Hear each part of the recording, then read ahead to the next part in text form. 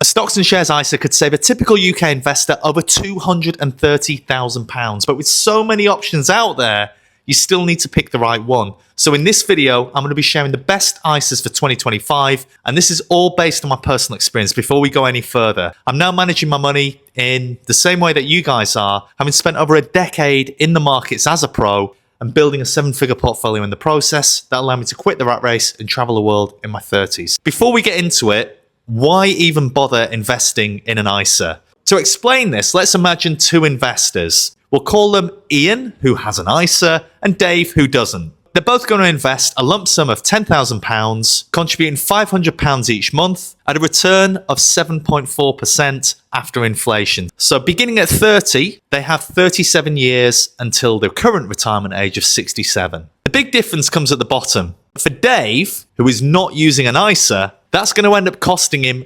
£236,000. We're not talking about maxing out the 20 grand a year allowance here, guys. This is £6,000 a year we're paying in.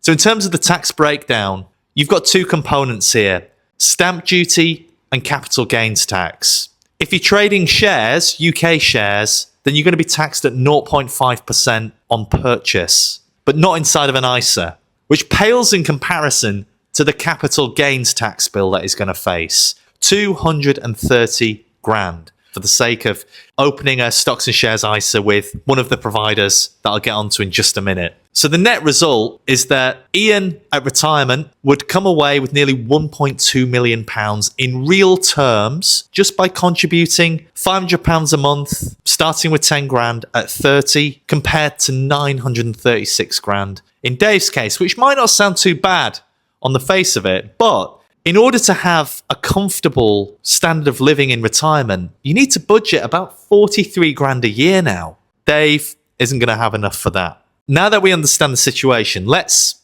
get on to the providers. So we'll assume here that Dave's now wised up and he's opened an ISA just like Ian, but he invests in funds via his financial advisor, whereas Ian is doing it on a DIY basis. The fees are going to add up to nearly 400 grand for Dave. Inside of his ISA, Ian, of course, is doing it himself, so he doesn't face those. But he doesn't get away scot-free. Even as a DIY investor, inside of an ISA, he's going to face a platform fee, as well as a very modest, typically modest, ETF fee. Even 0.5% over those years is going to compound against you, nearly 150 grand. In Ian's case, he comes away now with about £1 million compared to 1.2 million. So he could fall just shy of even that modest retirement living standard. But Dave's nowhere near. So what we've learned so far, just to recap, an ISA could save a typical investor over 200 grand. An advisor could cost you hundreds of thousands more. And DIY investors could still end up paying almost 150 grand in fees based on average contributions and costs.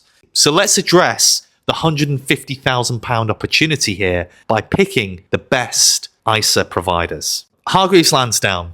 I've used them for years. Everything under one roof, basically a one-stop shop. Whether it's SIPs, active savings, and they've even got things like junior ISAs. They're a trusted, reliable service. In some ways, maybe they're a legacy provider. They haven't modified and adapted and continued to compete. These guys still charge you about £12 when you buy and £12 again when you sell. They're also charging a platform fee. So the example that we looked at a moment ago was using Hargreaves' platform fee of 0.45%, I believe it is. If you have to deal over the telephone, there's an additional fee as well. The fees and the other things that I'm about to go into now are the reason that I've just recently moved across to Trading 212, a provider that doesn't charge annual fees, offers zero commission share dealing, not only on ETFs, but on single stocks as well, which for me as a single stock lover is obviously like the dream. But also things like fractional share dealing.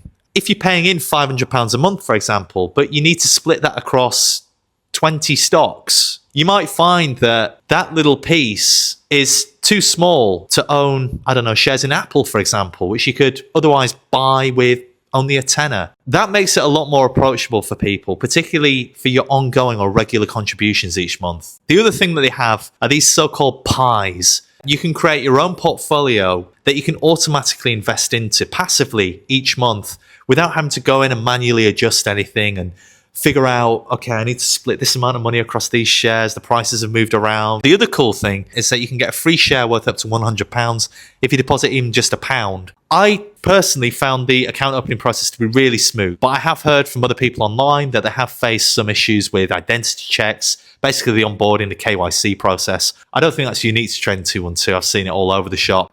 The thing that I did experience personally, a couple of companies that I own in my other accounts didn't have the primary listing. The ADR, the American Depository Receipt, with it being dual listed, was available, but I'd far rather own the listing on the primary exchange than I would an ADR. So there are, of course, other providers out there, whether it's the likes of Fidelity, InvestEngine is another, I think iWeb is one that also gets bandied around. But as you guys know, I love picking stocks. I spent my career doing it. It's my passion. For me, the likes of Fidelity, they're a big ETF provider. I couldn't do single stocks there. And it's the same case with InvestEngine. Even though, from what I hear, they're very competitive when it comes to fees, they restrict you to doing only ETFs. So if that's your thing, if you're happy with that, then fair enough. I can tell you as a guy who did fairly well for himself by always focusing on single stocks, you're leaving a lot on the table potentially. Okay, so that's all well and good, James, but I don't know what to buy. Well, allow me to get the professional specs on here for a minute. I've just opened an account with them. I'm starting again with 10k in an ISA, paying in £500 a month from here, so using the exact same assumptions and scenario that we've just looked at, and I hope that you can learn with me as I go along. So join me for the journey. If you want to see how I'm applying the same strategy that I applied to grow my SIP, my much bigger account with Hargreaves Lansdown, there's a link in the description. If you send me a message, I'll send that over to you. If you've enjoyed this, check out this next video, which I think you're going to love.